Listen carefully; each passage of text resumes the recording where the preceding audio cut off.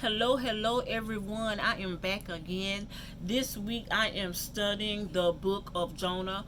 Although Jonah only have 4 chapters, but it is packed with so many lessons that you can learn from Jonah.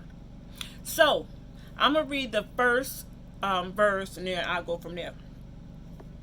The Lord gave this message to Jonah. Get up and go to the great city of Nineveh. Announce my judgment against it, because I have seen how wicked its people are. So, God pretty much gave Jonah a prophecy to go to Nineveh and let the people know that if they don't turn from their wicked ways, he was going to pretty much destroy them within 40 days. Nineveh was this city that was so filled of wicked people. They didn't know of God. They didn't know about God. They didn't know about the promises, the grace, and the mercy of God. They was just running wild doing their own thing. So God heard of it and sent Jonah to tell them that if you don't turn from your wicked ways, I will destroy your city within 40 days. Now, God could have easily gone ahead and destroyed the city of Nineveh without even giving the people a warning. But because of his grace and mercy, he pretty much sent them an olive branch. He pretty much sent them a prophet, which was Jonah, to warn them. Now, Jonah didn't want to go to Nineveh because of how the people were over there. I don't know if he was just scared. I don't know if I think I read a verse where he just didn't want them to know of God's graces and stuff like that. So he didn't want to go. Instead of him going to do the plan that God wanted him to do, he decides to jump on a ship and go the opposite direction of what God was telling him. So that's just like us. God give us so many signs and wonders, and guess what? We still go left when he told us to go right. In the end, God's will is going to be done. So when Jonah got to the boat, got to this ship, so none of these people on this ship served God, and Jonah didn't look like a prophet. He didn't look like, I guess he fit right in with everyone else, but he loaded this ship. So he thinking he hiding from God, like, and I think one of them asked him what was he doing, but he said he was running from God.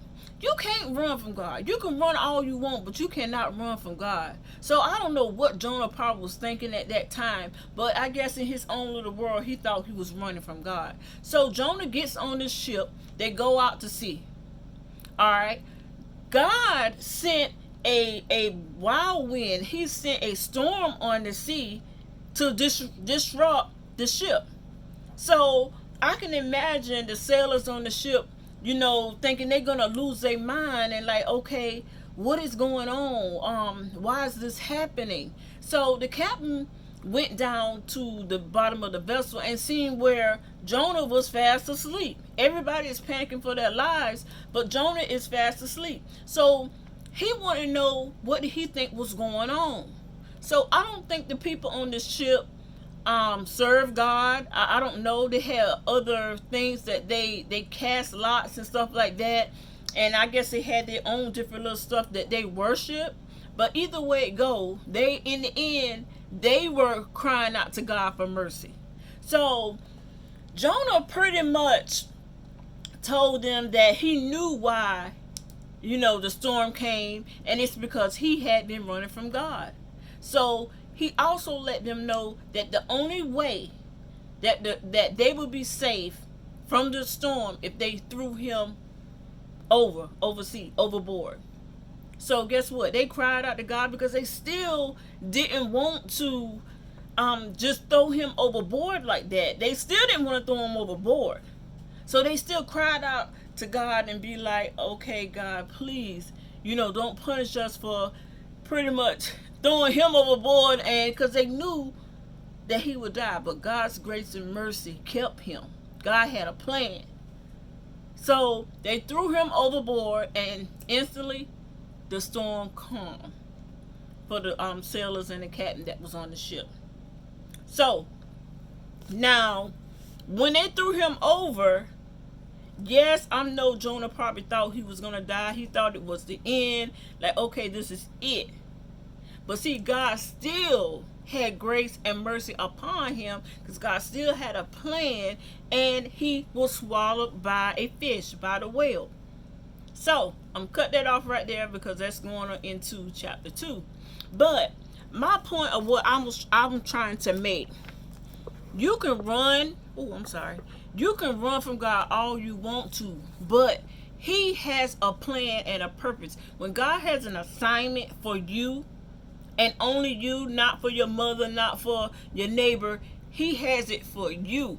So you can run all you want.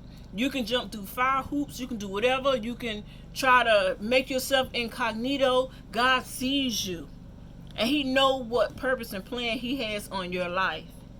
And just like how Jonah was being disobedient, just like Jonah was being disobedient and got on this ship, see how he caused the sailors and the other people and the captain on the ship, be still, to get in this whirlwind. That's just like how we're running from our assignment from God. We're running from what God wants us to do, and we still can cause calamity for everybody around us. We can cause a shipwreck for everybody around us, just because we're being disobedient to what God is trying to show us and what God is trying to tell us. So the guys that was on that ship, guess what? They ain't had nothing to do with what was going on with Jonah, because Jonah was running away from God. But they still was trapped in the process. They were trapped in the process of a possible shipwreck or a ship being broken apart, and their lives and everything were in danger because of Jonah. And then when they threw him over, the storm instantly subsided. So that's just like us. Let's just do what God called us to do. Let's just do what God wants us to do. Because either way it go, in the end, his will shall be done. So that's all I have for chapter 1. I'll be back with chapter 2. If you have not liked, comment, and subscribe to this channel, please do so. And I'll talk to you in the next video. Bye.